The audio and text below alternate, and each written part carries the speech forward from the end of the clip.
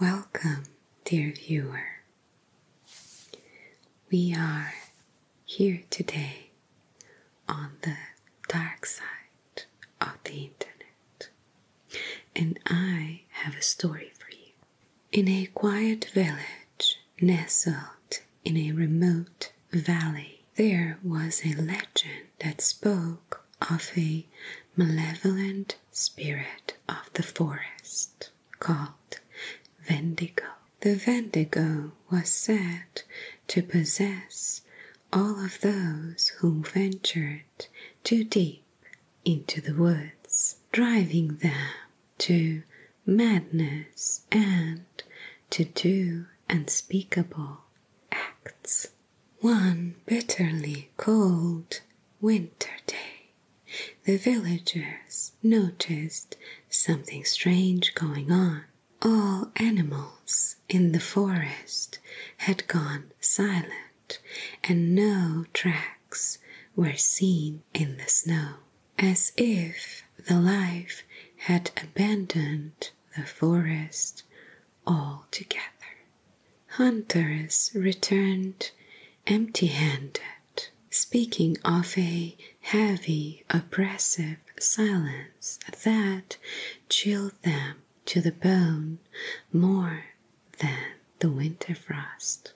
Among the villagers was a young woman called Ilara, known for her bravery and keen senses. Driven by curiosity and concern, she decided to venture into the forest alone, hoping to uncover the reason of the eerie silence. As Ilara walked deeper into the woods, the trees seemed to close around her, their branches like skeletal fingers reaching out to her. The air grew colder, and she felt an unsettling presence, as if she was being watched. Despite her growing fear, she decided to press on, her steps crunching loudly in the snow. After hours of stumbling, she came upon a very ancient cabin. The door cracked open as she approached, revealing a very dark interior. The smell of decay hit her immediately, and she hesitated, but decided to go on. Inside the cabin, the walls were covered with strange, twisted symbols, and in the corner lay a dusty old book. As she picked up the book, a whisper spread through the air, chilling her to the bone. The voices seemed to come from everywhere and nowhere at once, speaking in a language that she did not understand.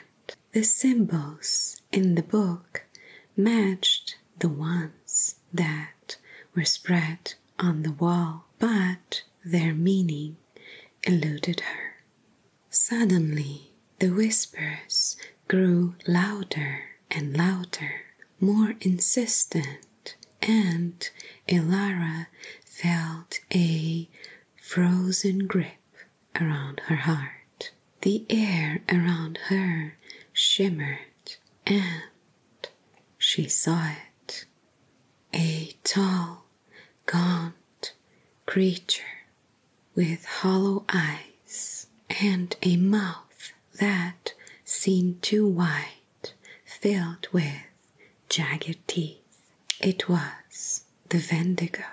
The creature's gaze bore into her, and she felt a wave of despair. It spoke without moving, its mouth, and its voice echoed in her mind, promising her freedom from cold and hunger if she surrendered to it.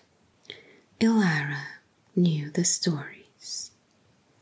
Those who gave into temptation became its thralls, doomed to wander the forest forever, feeding on human flesh.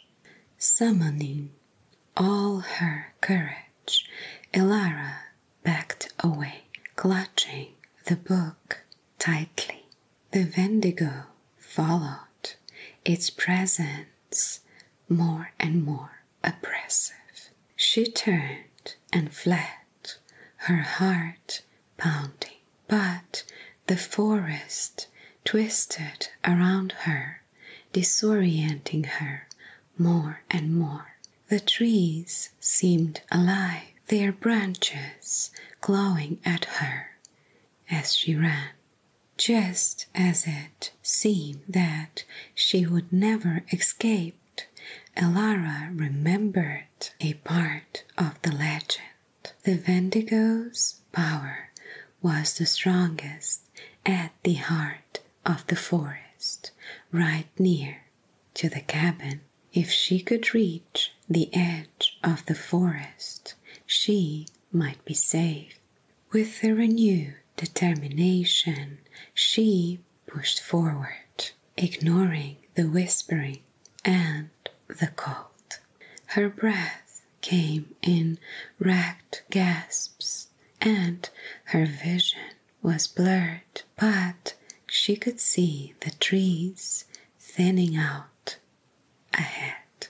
As she burst through the forest's edge, the whispers stopped abruptly, and the air felt thinner altogether.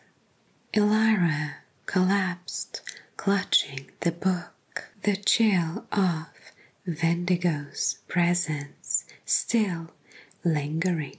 She knew the forest would never be safe again, but she had learned something crucial. The symbols in the book were a language of protection, spells that could keep the Wendigo at bay.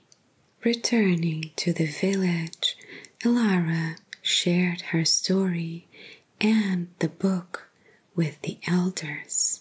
Together they learned how to protect their homes with this ancient knowledge, keeping the Wendigo's wrath away. But even with this newfound knowledge, they still knew that Wendigo was out there waiting for the next lost soul to wander too deep into the forest and straight into its embrace.